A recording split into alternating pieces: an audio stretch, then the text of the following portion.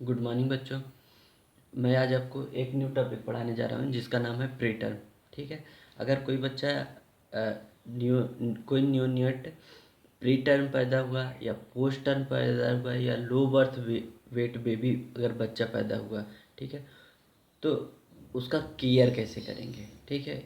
इन सब जो low birth weight baby हुआ या स्मॉल स्मॉल गेस्टेशनल एज का जो बच्चा पैदा होता है, ठीक है, उनका post term pre term in सब को मैनेज कैसे करेंगे, इनका साइंस सिम्टम्स क्या होता है। ठीक है। टॉपिक काफ़ी बड़ा है इसलिए मैं इसको डिवाइड करके दूंगा। प्री टर्म क्या होगा, पोस्ट टर्म क्या होगा, फिर लो बर्थ वेट बेबी क्या होगा, फिर लास्ट में इन सभी टॉपिकों का मैनेजमेंट एक साथ बताऊं, क्योंकि सभी सभी का मैनेजमेंट जो है सेम है, इसलिए सभी का मैनेजमेंट एक अलग क्लास में बताऊंगा, मगर आपको एक इंडिविजुअल क्लास दूंगा। पहले प्री टर्म क्या होता है, फिर पोस्ट टर्म क्या होता है, ठीक है, उसके क्या क्या साइन सिम्टम्स होते हैं, लो बर्थ वेट बेबी अगर हुआ तो उसके क्या क्या साइन सिम्टम, इन सबको एक अलग अलग पर्टिकुलर टॉपिक दूंगा। फिर उसके बाद सभी का मैनेजमेंट क्या होगा, ठीक है, एक साथ आपको प्रोवाइड कर दूंगा। तो इसलिए सारे टॉपिक अलग अलग आएंगे। प्री टर्म क्या होता है, पोस्ट टर्म क्या होता है, लो बर्थ वेट बेबी क्या होगा, फिर लास्ट में मैनेजमेंट। तो इस तरीके हम पूरी एक एक ही टॉपिक है मगर उसको अलग अलग पार्ट में करके आपको पढ़ाएंगे। ठीक है।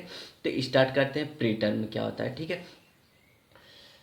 If a neonate born before 37 week of the gestation, ठीक है, 37 वीक, ठीक है, अगर 37 वीक से पहले कोई बच्चा पैदा हो जाता है, ठीक है, 37 वीक से पहले अगर कोई बच्चा पैदा होता है तो उसे क्या बोलते हैं, प्री टर्म बोलते हैं। ठीक है।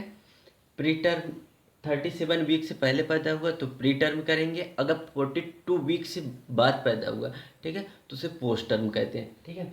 तो प्री टर्म जो भी जितने भी बच्चे पैदा होते हैं 37 वीक से पहले पैदा होते हैं। ठीक है। इसके क्या क्या साइंस सिम्टम्स दिखाई देते हैं, असेसमेंट फाइंडिंग। ठीक है।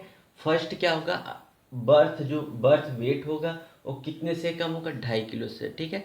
नॉर्मली बर्थ वेट कितना होगा, 2.5 से 3 किलो का होता है बच्चा। ठीक है। मगर जब 37 वीक पे, ठीक है, वीक से कम होगा तो क्या उसका पूरा डेवलपमेंट हो पाएगा, नहीं। जब नहीं होगा तो उसका वेट भी कम रहेगा। तो जो जब 37 वीक से पहले अगर पैदा होता है बच्चा तो उसका बर्थ वेट कम रहेगा, ये तो इक्वल रहेगा 2.5 किलो या उससे कम रहेगा। ठीक है। बर्थ वेट इक्वल या लेस देन 2.5 kg। ठीक है। उसकी length less than 47 centimetre. Normal कितनी होती है, 50 सेंटीमीटर। ठीक है। मगर जब प्री टर्म होगा तो उसकी लंबाई कितने से कम रहेगी, 47 सेंटीमीटर से कम रहेगी। ठीक है। थर्ड उसका क्या साइन सिम्टम्स दिखाई देंगे, हेड सरकमफेरेंस कम हो जाएगा। ठीक है। हेड सरकमफेरेंस कम हो जाएगा और चेस्ट सरकमफेरेंस कम हो जाएगा। ठीक है। और इन दोनों के बीच में जो डिफरेंस होता है, ठीक है, हेड सरकमफेरेंस और चेस्ट सरकमफेरेंस के बीच में जो डिफरेंस होता है वो बढ़ करके कितने से अधिक हो जाएगा, दोनों के बीच में कितना डिफरेंस होता है, 3 सेंटीमीटर का डिफरेंस होता है।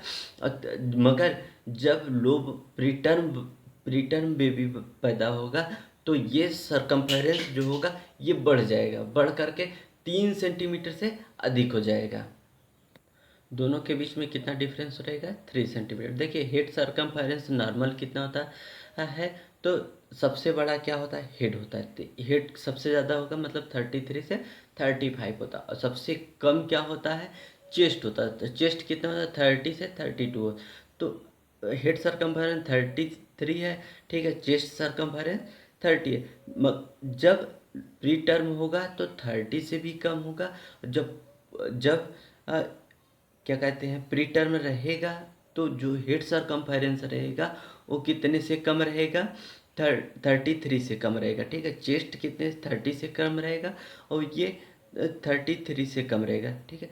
तो इन दोनों के बीच में जो डिफरेंस बनेगा, ठीक है, वो 3 सेंटीमीटर से अधिक बनेगा। ठीक है, तो ये भी लो हो रहा है, ये भी लो हो रहा है, तो दोनों के बीच में ज़्यादा डिफरेंस आता जाएगा। ठीक है, अगर ये बढ़ रहा है, एक कांस्टेंट है, तो उनके बीच में डिफरेंस कम होगा, मगर जब दोनों घटेंगे तो उनके बीच में डिफरेंस बढ़ जाएगा। ठीक है, तो कितने से अधिक हुआ, तो दोनों, ये 30 है, ये 33 है, तो दोनों के बीच में कितना डिफरेंस है, 3 सेंटीमीटर। वैसे नॉर्मल 3 सेंटीमीटर का होता है, मगर जब प्री टर्म होगा तो 3 सेंटीमीटर से अधिक होगा।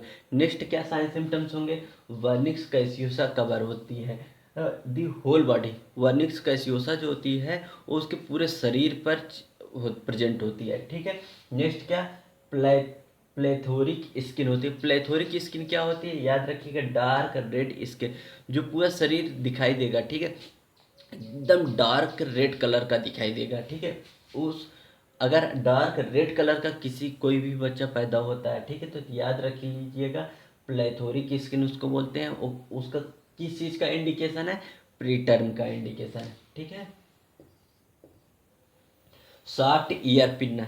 ठीक है, सॉफ्ट ईयर पिन्ना का मतलब जैसे ये कान है, ठीक है, अगर हम इसको पिंच करते हैं तो ये देखिए रिपोजिशन हो जाता है, अपनी जगह पोजीशन फिर ना रीपोजिशन हो जाता है। ठीक है, जैसे रहता है वैसे फिर से हो जाता है।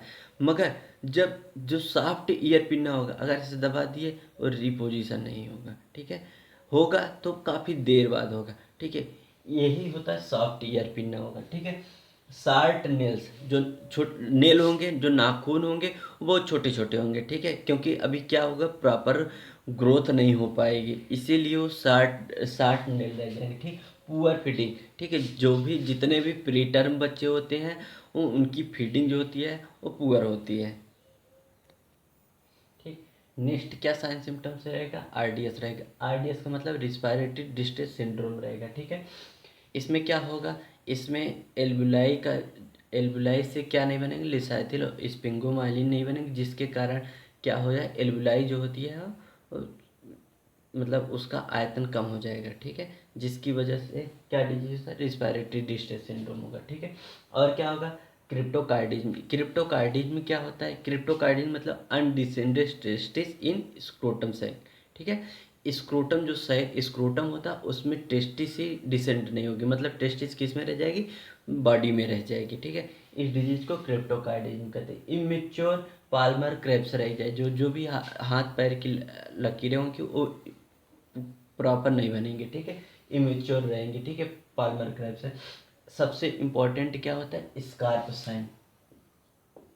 इसमें दो सबसे ज़्यादा क्वेश्चन पूछे जाते हैं। ठीक है, फर्स्ट आरडीएस, प्री टर्म में कौन सा सिम्टम्स दिखाई देता है, आरडीएस दिखाई देता है। और सेकंड क्या पूछा जाता है, स्कार्प साइन पूछी जाती है। स्कार्प साइन किस में पाए जाते हैं, नियो स्कार्प साइन किस में पाई जाती है, प्री टर्म बच्चों में पाई जाती है। ये होता क्या है, ठीक है, फर्स्ट चीज, neonate supine position, arm cross the mid line and slightly stretch the arm and antecubital fossa cross the mid line of the body. ठीक है, होता क्या है, ठीक है, जैसे सपोज दैट ये हमारा शरीर है। ठीक है, इस इस शरीर पे ये हाथ है। ठीक है, इस हाथ को अगर हम ऐसे क्रॉस करते हैं तो क्या ये बताइए, ये मतलब ये क्रॉस होता है।